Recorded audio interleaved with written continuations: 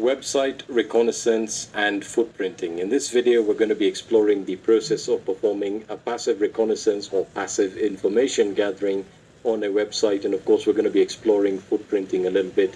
What is footprinting? Footprinting is essentially the same as reconnaissance. The only difference is we're identifying more important information that's pertinent to a particular target. So again, in this case, we'll be taking a look at a couple of websites. One of them is my own. I'm not giving you permission to do anything to it. As I said, from a passive perspective, you can go ahead and use this site, but we'll be using others that you can also use. In my case, you do have the permission to do passive reconnaissance on the site, so no problem there. So with regards to what we're going to be doing or the information we're looking for, this is it right over here. So the first bit of information we're going to look for is the IP address of the actual website or the web server that's hosting that website, any directories that might be hidden from search engines, any names on the website, email addresses, phone numbers, physical addresses, anything that can give us a better understanding of our target, and of course, in the case of the website itself, the web technologies being used on the website. So we can actually get started with this. I'm just going to switch over to my Kali Linux virtual machine. As I said, this lab or this course will not really use a lot of lab environment. All right, so I'm back on my Kali VM, and as you can see, I've just opened up Firefox here. And in this case, we're going to be utilizing my own website or my own blog, which is hackersploit.org, right? So we'll just open this up. And this, for the sake of this video, this is going to be the actual target website that we're going to be performing passive reconnaissance on, or passive information gathering on. So you can see this is the website here. This is a blog. It's not really a company website, but there we are. We can see that it looks fairly simple enough, but we really don't know anything about this site. So what is our first order of business? Well, the first thing we can do is we can obtain the IP address of the web server that's hosting this website. Now, in some cases, or in most cases, when you're dealing with production sites, the website might be behind a proxy or a firewall like Cloudflare or Securi. So in order to do this, just open up a terminal, and we're going to be utilizing the host command. Now, if you want to learn more about a command on Linux, you can always utilize the what is command and then type the name of the command. So in this case, the host command. You can see that this is a DNS lookup utility. Now, we'll be covering DNS lookups when we get there. But for now, all we're doing is we're trying to resolve the domain name to an IP address, right? So whenever you open up your browser and you type in a website, the browser really doesn't know what to do with that information. And this is where DNS comes into place, right? So whenever you type in a website into your browser says, okay, I have this website, I need to resolve it to an IP address, because that's really the only way I can communicate with that web server. Because remember, on the internet, systems are identified via their IP addresses and not via domain names. Domain names were essentially set up so that we don't have to remember IP addresses. Just imagine if you had to remember the IP address of every website you visit. So that's why they were created. So whenever you type in an address in your browser, your address will perform a lookup on your configured DNS server, and it'll tell it essentially, hey, I have this website. Could you please tell me the IP address of this website? It'll look through and it'll say, okay, I have this website here, or this domain. It is mapped to the following IP address, and here you go. Here's the IP address. Your browser then sends a GET request, and the server then responds and provides or sends back the website in HTML, CSS format, and your browser then renders it to you, and that happens within a couple of seconds, which is really cool. So I can type in host and hackersploit.org, and you can see that will perform a DNS lookup. and in this case it tells us that hackersploit.org has two addresses, two IPv4 addresses, which is a little bit strange, and the reason for that is because this website, or my website as it were, is behind Cloudflare, which is a firewall/proxy. So it's not giving us one IP, which again can be quite confusing. So if you ever see that, just know from that point that you're dealing with some form of proxy. Now the host command also displays the IPv6 addresses for, for that particular web server. And in this case, as I said, because it's going through Cloudflare, we have that there. We also get the actual mail server, and it provides us with the actual domain for that mail server. We'll be touching upon that as we proceed or as we move along in this course, but there we are. We've identified the IP address of the actual target website. Now on the website itself, there's a couple of other checks that we can perform with regards to identifying information. As I said, one of the important things is to try and see if we can identify any names or any email addresses. In this case, at the bottom, we can see that we have a Facebook link, a Twitter link, and a YouTube channel, right? So, that can be quite useful. However, when we talk about scouring a website or sort of, looking for information on a website, the best place to start is the robots.txt file. Now I'll explain what this file is used for in a second, but if we click on it, you can see that it's a text file that contains a few entries. Now when you have a website, it's pretty common that a search engine like Google or Bing or DuckDuckGo will crawl the website. What does crawling mean? It essentially scours the website and then it indexes it on google.com, so that when someone when someone searches Hackersploit, that website is brought up. So when search engines do this, they could potentially be revealing information that you do not want to be made public. And this is where the robots.txt file comes into place. Almost every website has it. If a website doesn't have it, then they're really doing something wrong, because it essentially allows you to specify what folders or what files you don't want search engines to index. So in this case, you can see that it specifies we have a disallow rule here. All right, so what does that mean? It means that we're telling search engines, whenever you're crawling through this website, please disregard the following directory. Now in this case, the directory is WP admin. Now WP is in reference to WordPress, so that we have already identified that this website is running WordPress. And why would you not want this folder or this directory leaked to or made available on Google? Well, that's because this is a restricted directory. This is the WordPress admin directory. And it's only restricted to administrators, and generally speaking, it's good security practice to prevent this from being indexed by a search engine like Google. Now, just by viewing this file, which is publicly accessible, it needs to be, so that Google can actually go through it and disallow the directories or the files that have been specified by the website administrator. We can identify that this website is running WordPress because that directory tells us so. And we have a couple of other directories right over here that, essentially are in reference to a specific WordPress plugin. So that's the first file. The second one that's very important is the sitemap.xml file, right? So I'll type in sitemap.xml. Now this is typically called sitemap or sitemaps.xml. So I'll just give this a couple of seconds. There we are. So what's a sitemap? A sitemap is essentially a file.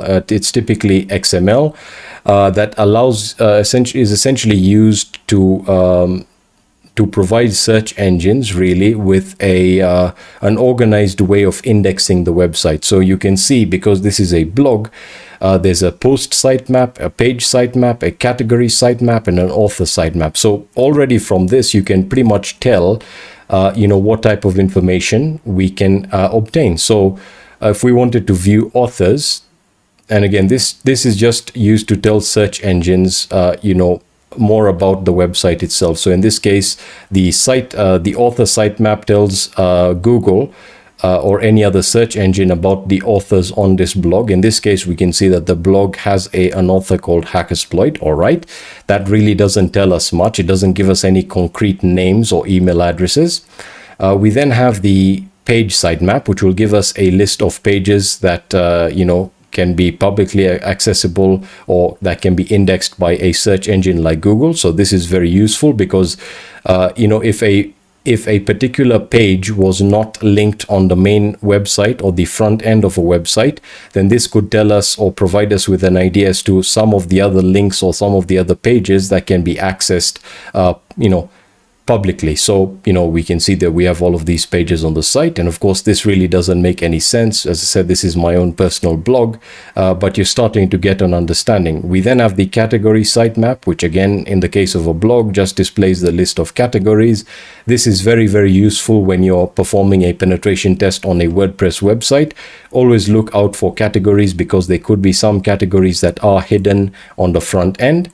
And then, of course, we have the post sitemap, which just gives, Google or search engines, a list of posts on that particular website.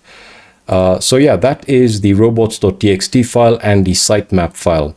Now, there's a couple of other really cool resources that I recommend taking a look at. I'm just going to zoom out here. These are browser plugins. So I'm currently using Firefox. There are equivalents for Google Chrome or Chromium. So I'll just perform a Google search for Mozilla add-ons, like so. And I'll just open up the add-ons page here. And the first one we're going to look for is a add-on called Built With. This is a technology profiler that will essentially tell you what is running on that website, or what web technology or content management system is running on that website. So I'll just add it to Firefox here. There we are, add that there. And we can head back over into my blog, and I'll just refresh that there. And we'll give this a couple of seconds. There we go. And if we click on the Built With icon here, you can see that it will give you essentially various categories, but it'll tell you what's running on this website. So let's take a look at the detailed view. So you can see that this website has Google Analytics, which means the analytics are being aggregated and analyzed on the Google Analytics dashboard.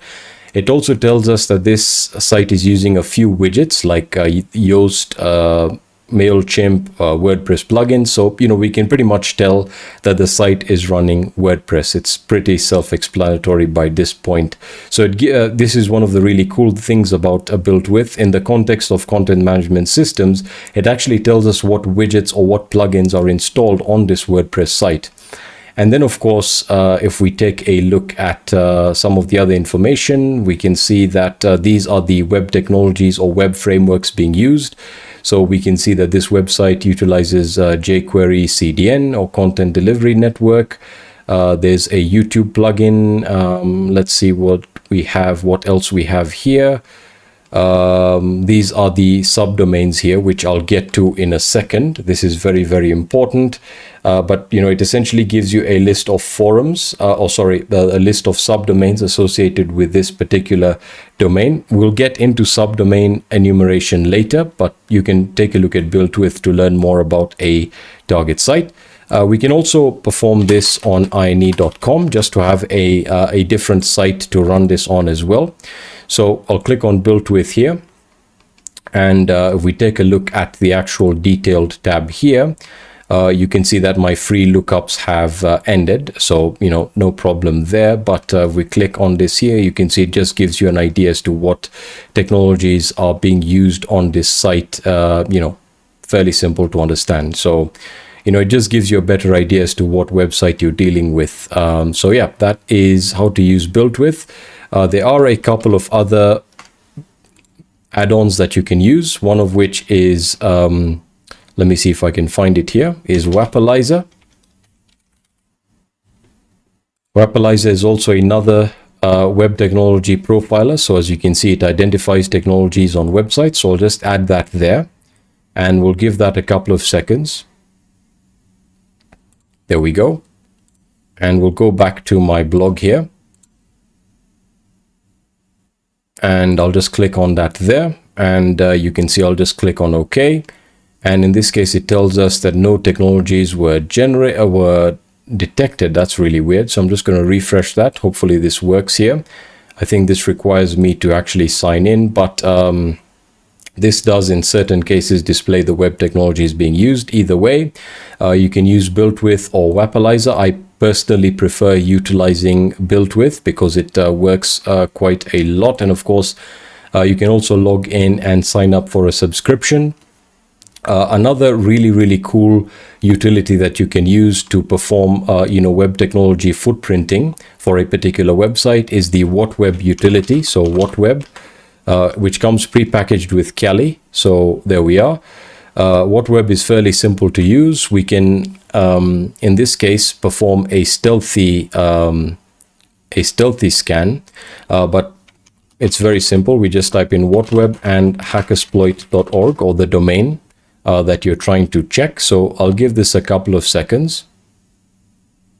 As you can see here, it's going to provide you with a somewhat comprehensive view, of the actual web technologies on the site. So it's not going to display it very neatly, but I'll just go through this here.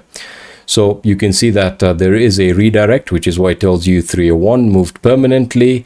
The HTTP server is going through Cloudflare, then provides us with the IP. The redirect is completed because it's going through a proxy. Remember that. We then have the actual GET request here. So this was the redirect because it's going through Cloudflare. So you can see that it's using jQuery, Modernizer. These are the web frameworks. And then, of course, PHP. This is very important. It tells us the version of PHP that's running on the web server. And then, of course, the script in this case, that really isn't useful. It provides us with the actual site title. And then, of course, the HTTP headers, right? So, these are all the headers that are passed with each request, or, with each response, which may give you an idea as to what WordPress plugins are being used. And then, of course, it tells us that, it's running WordPress and it's powered by PHP 7.4.29. So you can always utilize WhatWeb, because it's free. And, if you don't want to go through, or if you don't want to utilize any of the built-in browser-based technology profilers, then you can always rely on WhatWeb. Now, the final technique that I'll be highlighting or covering here is the process of downloading an entire website. All right, so what does this mean? Well, let's say you're analyzing a website and maybe you want to analyze the source code of a website. You can actually download the entire website as is through the use of a tool called HTTRAC or HTTrack, however you want to pronounce it. So you can see it's called Website Copier. This is fairly simple to understand. It allows you to download a website from the internet to a local directory, building recursively all the directories, getting HTML images and other files from the server onto your computer. This works on both Windows and Linux, and you can install it on Linux by running by installing the actual web HTTRAC command, or installing the web HTTRAC package. So sudo apt get install web HTTRAC.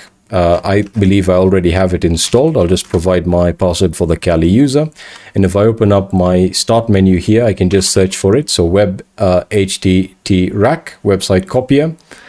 And I'll just open this up. This will open up the web instance. So it's going to start the server on port 8080 on your local host or on your Kali Linux system. My language preference is English. And then next, you can specify an existing project name, or in this case, I can just type in Hackersploit, although I may want to run this on another website, but we'll just do it on Hackersploit here. Project category, we don't have one. We can save this under home Kali websites. That's perfectly fine. And then next, we can download the website. We can also get individual files, download all the sites in pages, or we can just go for the default, which is download the website. So we can add the URL. So hackersploit.org. If there is authentication, you can provide a username and password. So I'll just hit OK. Or you can also specify a list of URLs if you want to download multiple websites, and hit next. And in this case, we can hit start.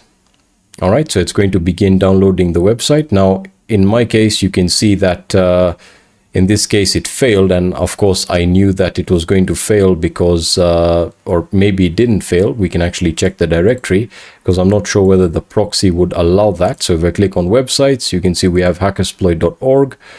If we click on that there, yeah, it doesn't look like it saved it or it downloaded it successfully.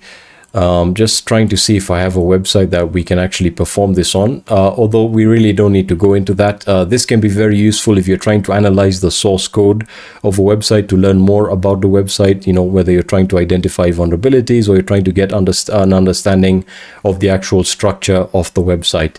So that is going to conclude the practical demonstration side